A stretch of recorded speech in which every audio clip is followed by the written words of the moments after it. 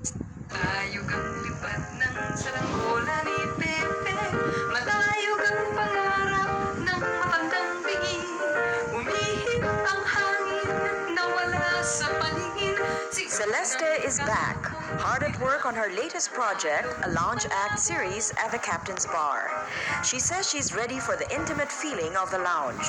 From the big concerts of the early 80s, Celeste goes back to basics, eager to reach out to this audience.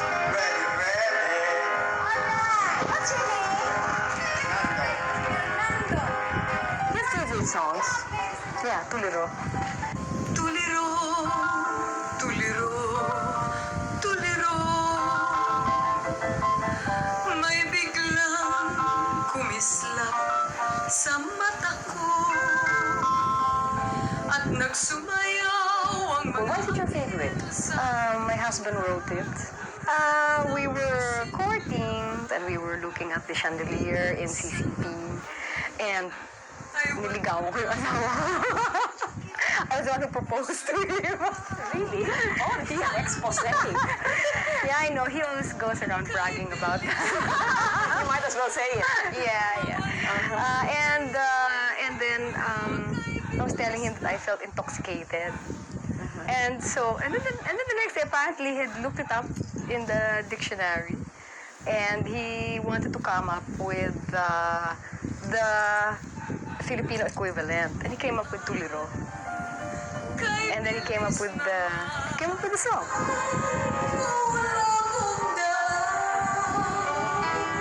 She gives it a different dimension during performance. Maybe it's because of the audience also.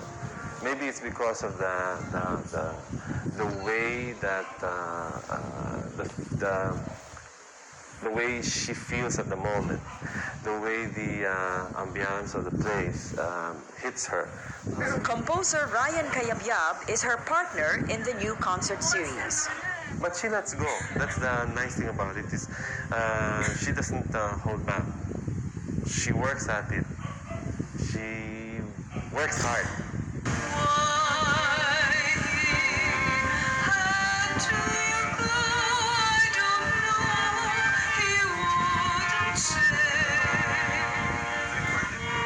Working hard for Celeste means pushing for perfection.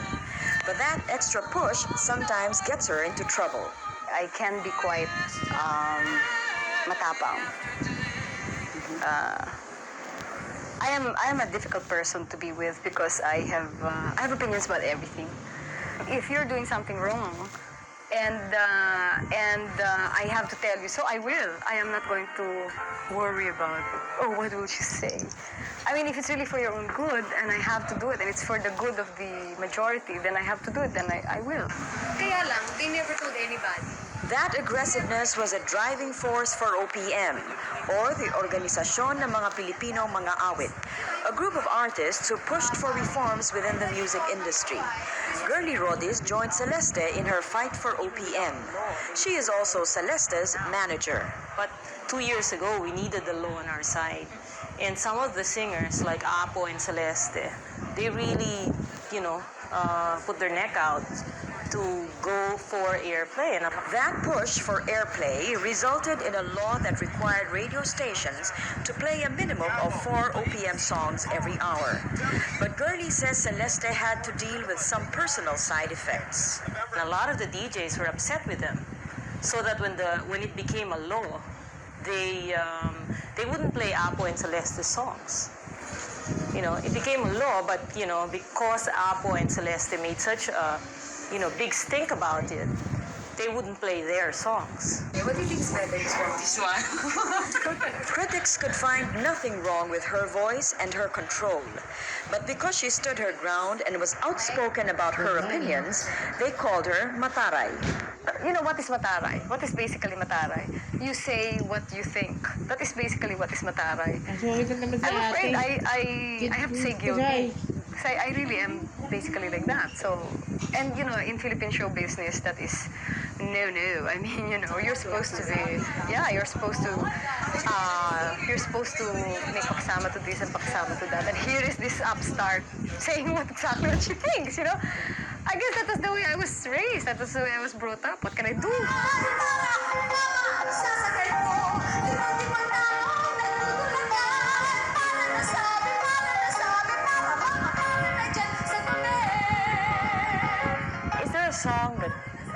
Celeste or types of songs that fit Celeste? No, I think no song will fit Celeste. Celeste will fit into the song comfortably. That's her. And I think she's very intelligent. And she's very emotional at the same time. So you see these two polarities. They just clash in a performance so that you have a very dynamic performance. Such that one song, you think it's already so studied, tapos bigla na lang mag-break into some kind of emotion. Today, Celeste continues to move in two directions, fighting for what she believes in and at the same time pleasing her audience. She was very good, and I hope she could do shows like this more. I don't speak any Tagalog at all, but I thought that just listening to the notes was really fantastic. Very, very beautiful notes. Aywan ko nga ba, bakit nagiba, puso'y kumaba, nanginitian. I am not singing merely to make money or to entertain people. I would like very much to be able to inspire the Filipinos, especially nowadays. We need a lot of inspiration. Whenever I put together a repertoire, whenever I choose a song, the statement is there that, well, life is hard, that's granted, but God gave us music, and especially to Filipinos, God gave us this musicality that we can always lean back on and rely on. There's a whole lot of beautiful things in the Philippines that we can draw inspiration from. Music only happens to be one of them. And I have been fortunate enough to be like a tool to be able to relay this to my countrymen. And I'm hoping that I am able to do that. Tuliro